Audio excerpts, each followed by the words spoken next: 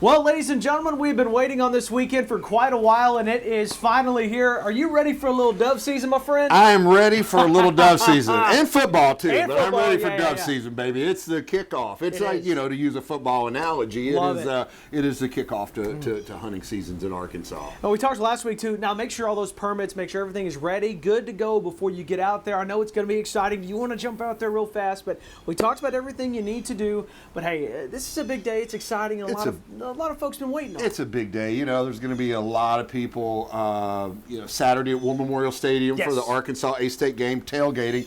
Well, there will also be a lot of people tailgating out on the perimeters of the Dove Field on Saturday morning as well. So it really does have that very... it's camaraderie. It's the atmosphere. First time to get back out there, since duck season ended in January. And so, cause for celebration. Probably be a little bit of college football and some TVs, around duck camps and dove camps, I guess, this weekend. And I'm sure a lot of folks are leave the field and head over to War Memorial. Yeah, right. Well, you said ducks too. We're always thinking about duck season. We love it. So really, the duck state, man. Good information that we got. Arkansas Game and Fish. We're breaking it down. I know duck season's still a little ways away, but a lot of folks always asking, how's it going to change year by year? Yeah. What numbers do we need to look at? Right, but we're always looking. How many ducks are there? Like, what is the flight going to be like this fall and winter? How many ducks can we potentially see in Arkansas? And the survey that takes place up on the northern U.S. and Canadian prairies has been going on since the 1950s. And the U.S. Fish and Wildlife Service just released the results earlier this week. It's called the annual Waterfowl Population Status Report. Nice government bureaucratic name there. But essentially what it is, they count the number of ponds, the wetland habitat in Prairie Canada and then in the Dakotas primarily. They've been flying the same survey area, like I said, for 70 plus years. So it's very, you can look at trends over time.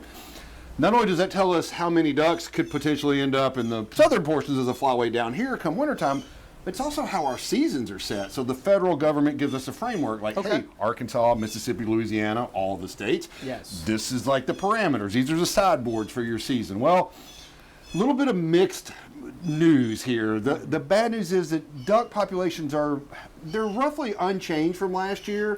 But they're down a little below the long-term average overall populations. But the number of ponds, that habitat, those potholes where the ducks breed and raise their young in the summertime up there, really down, almost 20%, 19% drop in ponds, and a big loss, about a 34% decline compared to last year in the north central U.S. portion of the survey area, so South Dakota, North Dakota area. So anyway, that's not good news that those pond habitats are down, because that is what drives duck populations, right?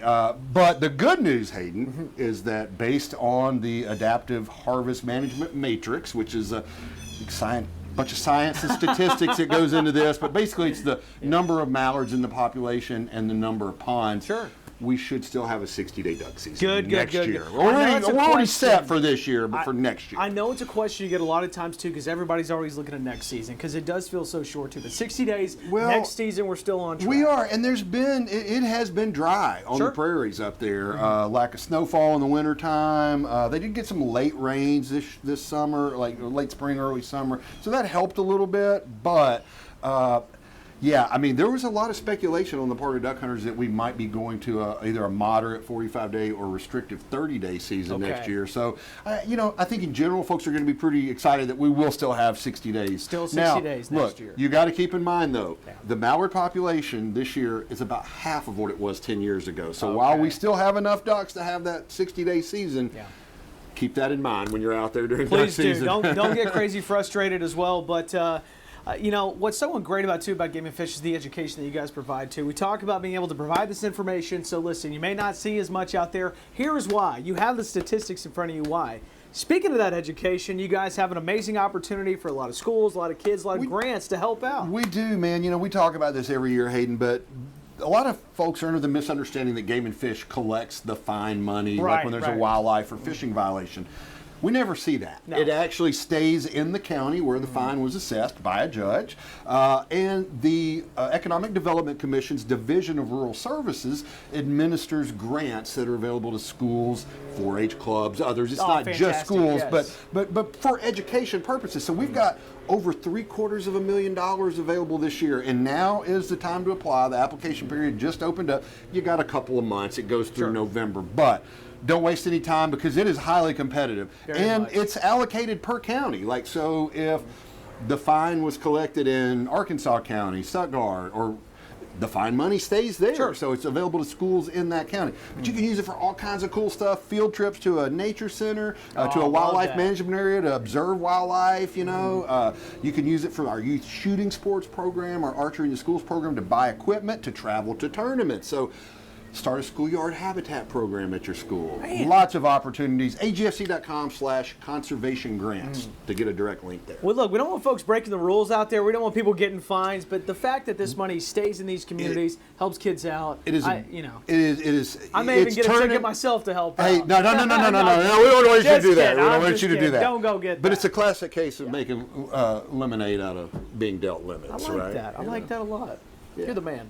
Thank you. You're the Hayden. man, sir. I really appreciate it. Enjoy it, brother. Happy Thanks for dove the time. season, man. You going anywhere? I'm gonna be there, man. Hopefully right. this we got a little rain maybe coming Did through, see that. but I know. I wish it was duck season. right, yeah, right. But looks like it's gonna cool off, so that's Yes. gonna be nice. It's gonna be nice in the afternoon, or hunt early, get over to the football game at Come Warren see me at Memorial. I Warren heard there's Memorial. a big game over there. Who knows? Who knows? Actually, I'll be on the north side of the stadium. Come find me. I bet you will, Yes, brother. sir. We'll say that. Guys, thank you so much. Of course, we'll see Trey next week right here on the Outdoor Report. Y'all, hunting season, it is here. We made it.